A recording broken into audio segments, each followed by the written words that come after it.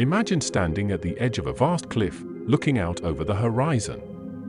Below, the wind brushes past your face, and the air smells fresh with the promise of the unknown. In the distance, the sun is slowly setting, casting long shadows across the land. You feel a sense of peace, knowing that time is fleeting, knowing that this moment will soon pass. And as you stand there, the thought crosses your mind, what if you could live your life fully, without the fear of what's coming next? What if death, instead of being something we fear, was something we could embrace, not as an end, but as part of the natural rhythm of existence? How would that change the way we live? How would it shift the way we love, work, and engage with the world around us? The reality is, we often avoid death. We push it to the corners of our minds, pretending it's something distant, something irrelevant to our everyday lives. And yet, death is the one certainty we all share. Every person we meet, every relationship we have, every experience we go through, all of it is fleeting. We spend so much time running away from the thought of mortality, but in doing so, we lose sight of the beauty in life. We forget that death is not the opposite of life, it is an inseparable part of it. And when we choose to ignore it, we miss the chance to live with the depth, meaning, and appreciation that comes from knowing our time here is limited. Now, let's pause for a moment. Consider how you feel when you think about death. Do you feel fear? Anxiety?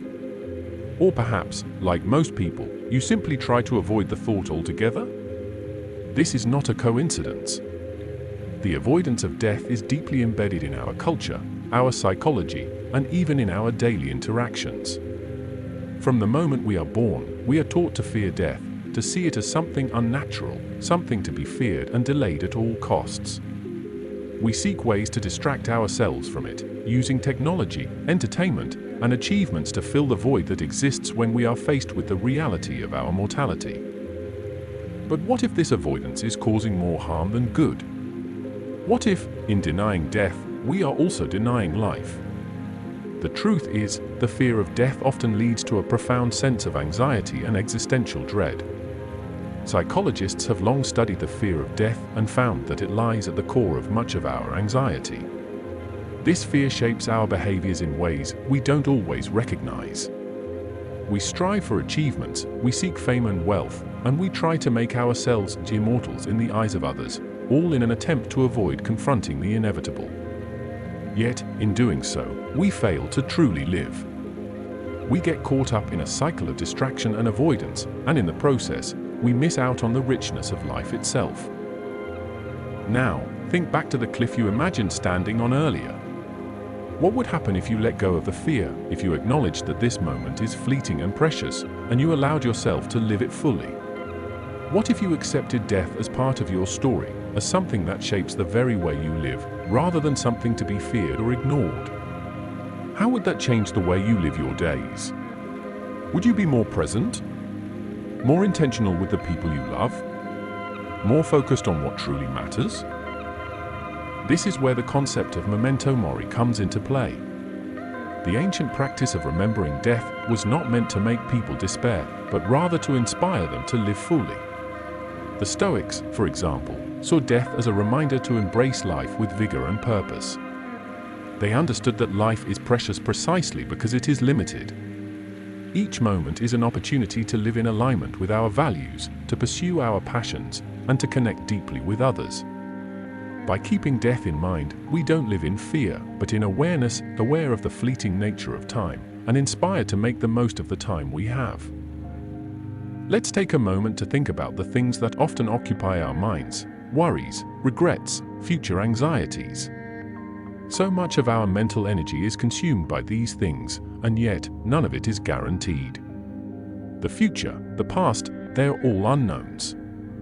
The only thing we can truly control is the present. And the only way to fully appreciate the present is to understand that it will one day be gone. Death reminds us of the impermanence of everything, and in doing so, it gives us the gift of clarity. When we accept death, we can begin to live with intention and authenticity. We begin to shed the layers of fear and distraction that hold us back, and we embrace life in its most honest form. This brings us to a powerful realization: the absence of death is not freedom, it's denial. By avoiding death, we avoid the very thing that gives life its meaning. Think about the relationships we often take for granted, the moments of joy we overlook, and the experiences we neglect to savor. When we live as if we have all the time in the world, we fail to realize the true beauty of life. But when we confront death, we are reminded of the preciousness of every single moment.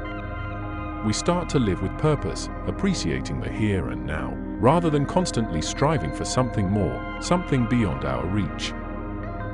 This is not to say we should live in fear of death, but rather to live in harmony with it. The wisdom of ancient cultures and philosophies teaches us that life and death are inseparable, like two sides of the same coin. By embracing the reality of our mortality, we open ourselves up to a life of greater depth and meaning.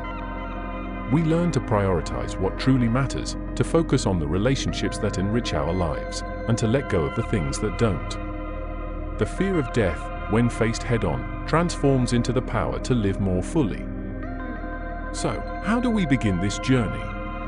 The first step is simply to acknowledge the truth: death is inevitable. It is not something to be feared, but something to be understood and integrated into our lives.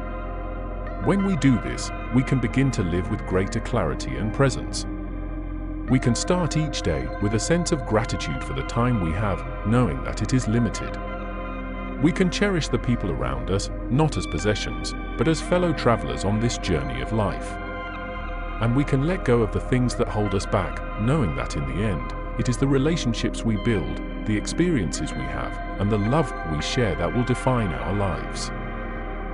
In conclusion, we must confront death, not as something to avoid, but as something to embrace. When we do so, we unlock the full potential of our lives. We stop living in fear and start living with purpose, knowing that each moment is a gift. And when we live this way, we can truly say we have lived fully, not because we avoided death, but because we accepted it as part of the grand, beautiful cycle of life. The absence of death in our lives is not freedom, it is denial. Embrace death, and you will find the true freedom to live.